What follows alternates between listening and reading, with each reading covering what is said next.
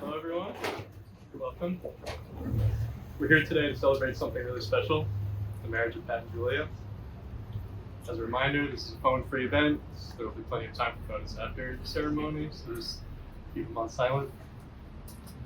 We're gathered here to support this happy couple in marriage, and are so grateful you could all join us here today at this very exclusive event.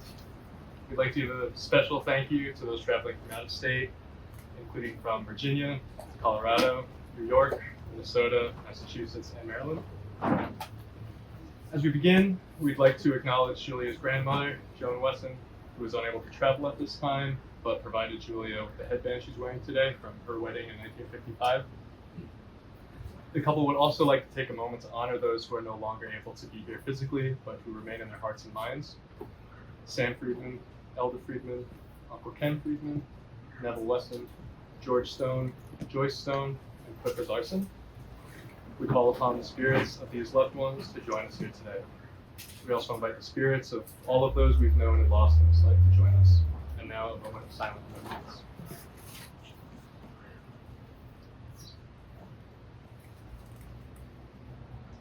For those of you who don't know me, I'm Ben.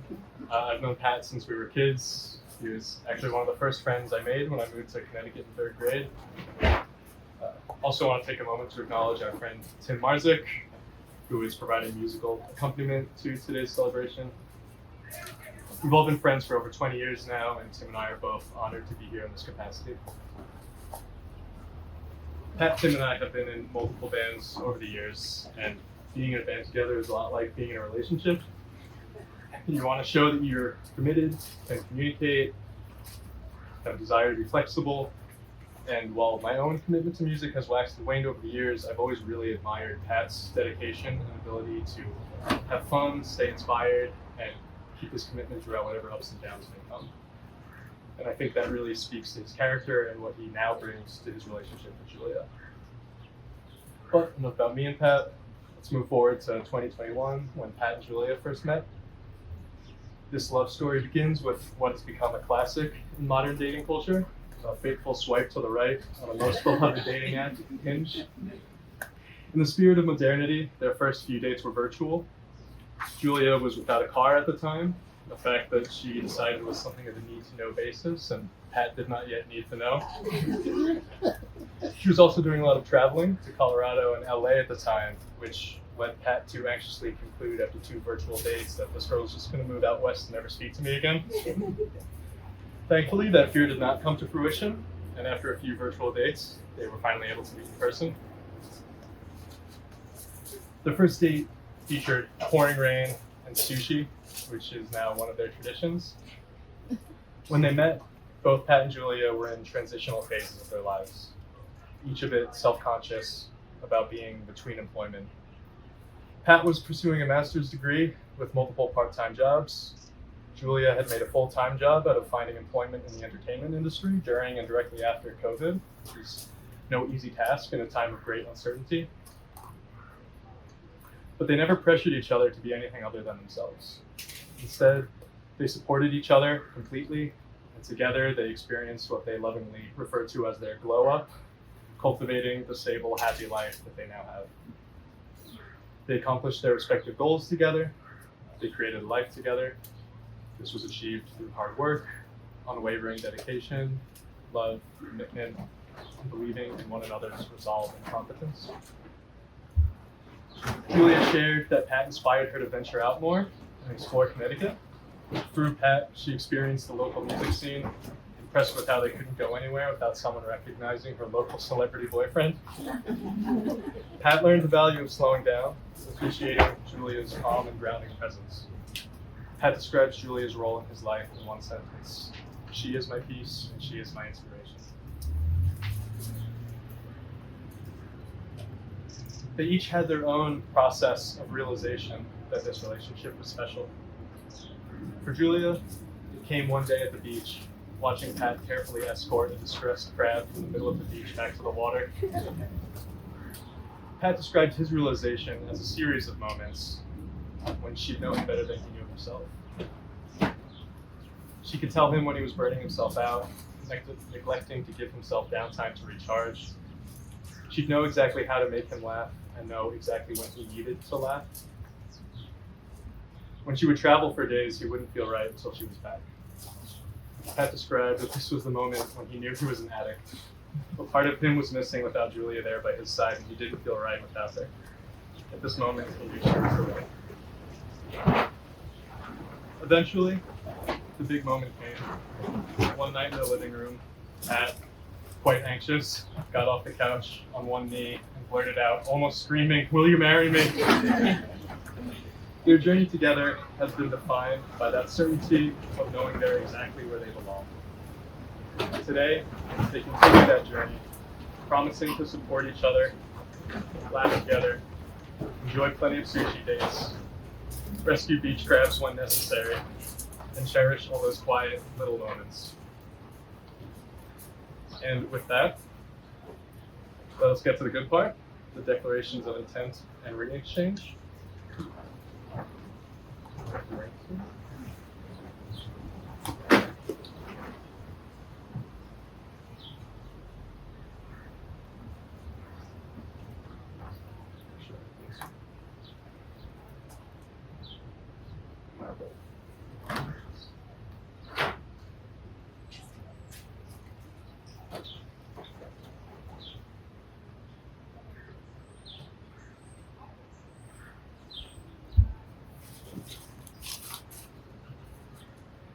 Pat and Julia will now exchange rings as a symbol of the promise made here today and of their ongoing commitment to each other. Patrick, with this ring, do you take Julia to be your wife, to love, support, and cherish in good times and in tough times, for richer or poorer, as long as you both shall live? I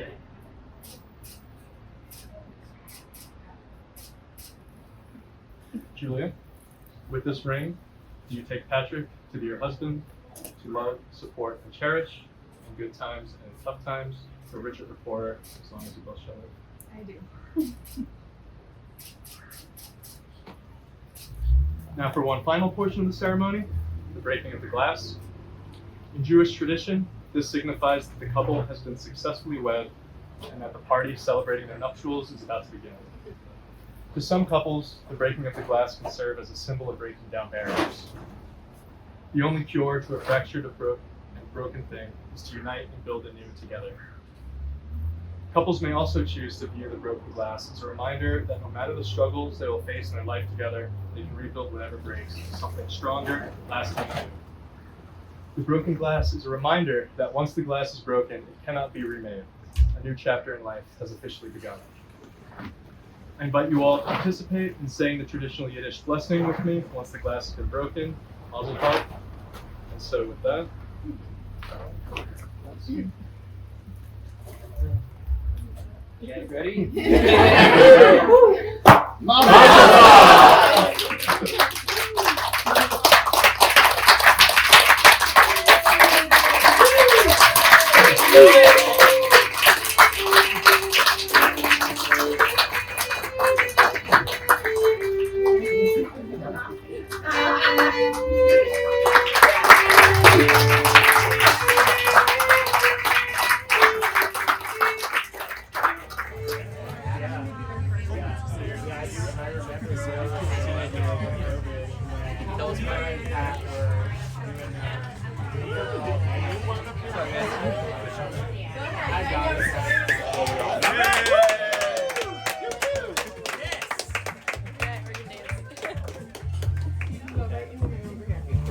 Alright, we're gonna make our way over to here.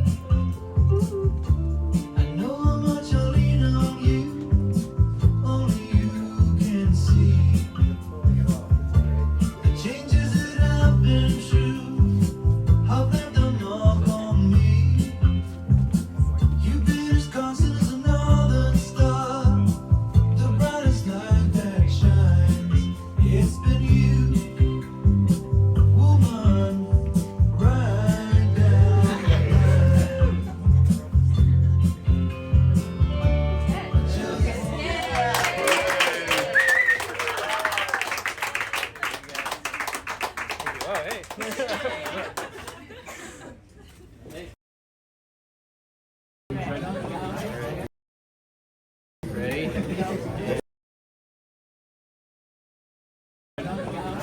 Ready? And go. Alright, we're doing it. Goose! Alright, just one at a time. Alright. That keeps bad. Are you sure? You want to do it with me? Yeah. I don't think I do. Oh, I see what you're saying. All right, can you plate it? There we go. Nailed it. All right. That is yours. Just when you smash it in his face. Oh, feed it to me.